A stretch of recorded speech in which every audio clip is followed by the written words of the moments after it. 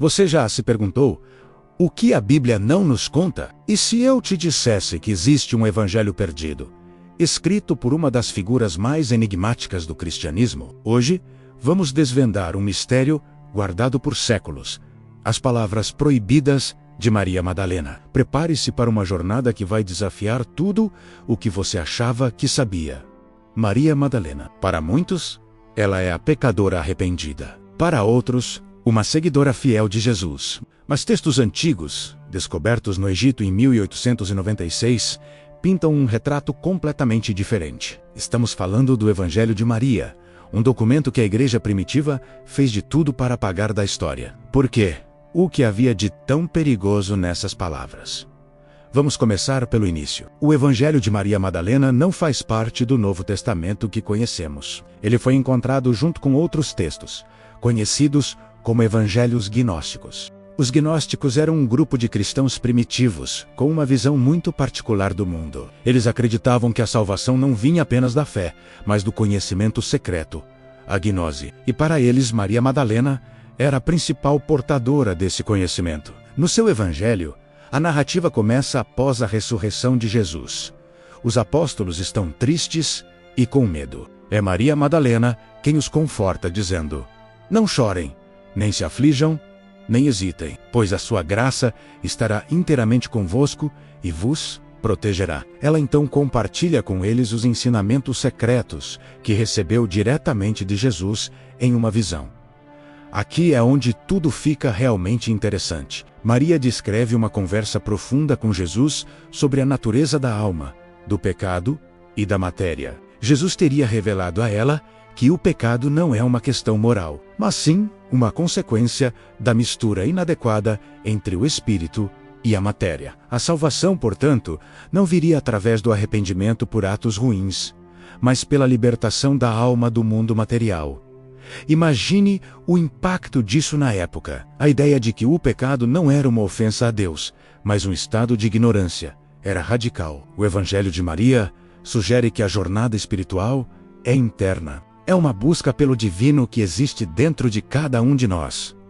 Jesus, segundo Maria, ensina que devemos buscar o Filho do Homem dentro de nós mesmos. Isso desloca o foco do poder das instituições religiosas para o indivíduo. A salvação se torna uma jornada pessoal de autoconhecimento. Mas a parte mais controversa, e talvez a razão pela qual este evangelho foi suprimido, é o papel de liderança de Maria Madalena. Depois que ela termina de compartilhar as revelações, a reação dos outros apóstolos é de desconfiança. O apóstolo André diz: "Eu, pelo menos, não acredito que o Salvador tenha dito isto, pois certamente estes ensinamentos são ideias estranhas." E então Pedro, que frequentemente entra em conflito com Maria em outros textos gnósticos, vai além. Ele questiona: será que ele realmente falou em particular com uma mulher, e não abertamente a nós? Devemos nós nos virarmos e todos ouvirmos a ela? Ele a preferiu a nós. A fala de Pedro é reveladora. Ela expõe uma luta de poder, um ciúme e, acima de tudo, um preconceito contra uma mulher estar em uma posição de autoridade espiritual. Naquela sociedade patriarcal, a ideia de que Jesus escolheria uma mulher para revelar seus ensinamentos mais profundos era simplesmente inaceitável para alguns. É o apóstolo Levi quem sai em defesa de Maria. Ele repreende Pedro dizendo: "Pedro, tu sempre foste impetuoso. Agora eu te vejo competindo com a mulher como adversários. Se o Salvador a fez digna, quem és tu, afinal, para rejeitá-la? Certamente, o Salvador a conhece muito bem. É por isso que ele a amava mais do que a nós. Ele a amava mais do que a nós." Essa frase é uma bomba. Ela não apenas valida a autoridade de Maria, mas sugere uma conexão especial, uma intimidade espiritual entre ela e Jesus, que os outros apóstolos não possuíam. Para os gnósticos, Maria era a apóstola dos apóstolos, aquela que compreendeu a verdadeira mensagem de Cristo. Então, por que a igreja considerou essas palavras inaceitáveis? Primeiro, o Evangelho de Maria desafia a estrutura hierárquica da igreja. Se a salvação é uma busca interna e pessoal, qual o papel dos bispos, padres e da própria instituição? Se qualquer um pode alcançar o conhecimento divino diretamente, a autoridade da igreja fica enfraquecida. Segundo, eleva uma mulher a uma posição de liderança espiritual proeminente, igual ou até superior à dos apóstolos homens. Como Pedro, que a tradição católica considera o primeiro Papa, a rocha sobre a qual a igreja foi construída. Aceitar o Evangelho de Maria seria reescrever completamente a história da fundação da igreja. Terceiro, a teologia é radicalmente diferente. A visão gnóstica de que o mundo material é uma prisão da qual a alma precisa escapar, e de que o pecado é ignorância contrasta diretamente com a doutrina da criação divina do mundo e do pecado original que exige o sacrifício de Cristo na cruz. São duas visões de mundo quase incompatíveis. Ao longo dos séculos, a figura de Maria Madalena foi sendo transformada. A líder espiritual e confidente de Jesus, descrita nos textos gnósticos, foi sendo gradualmente substituída pela imagem da pecadora arrependida, uma construção que começou no século VI com o Papa Gregório Magno.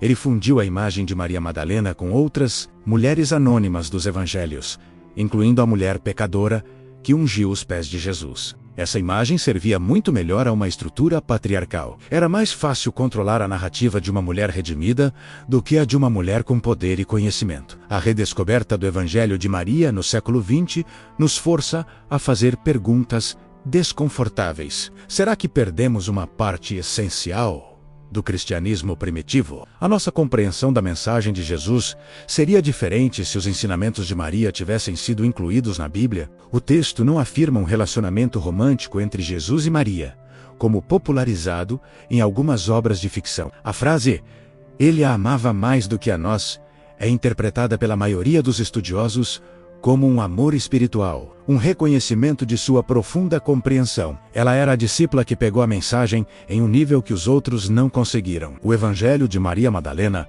nos oferece uma janela para um cristianismo que poderia ter sido um cristianismo talvez mais inclusivo, mais focado na jornada interior e que reconhecia a capacidade espiritual das mulheres. Ele nos lembra que a história é escrita pelos vencedores e que as vozes dos perdedores, ou neste caso, dos suprimidos, podem conter verdades que merecem ser ouvidas. Independentemente da sua fé ou crença, a história do Evangelho de Maria é fascinante. Ela nos convida a questionar, a pesquisar e a olhar para figuras históricas com um novo olhar. As palavras de Maria Madalena, antes proibidas e enterradas no deserto, agora ecoam através do tempo, nos desafiando a buscar a verdade por nós mesmos.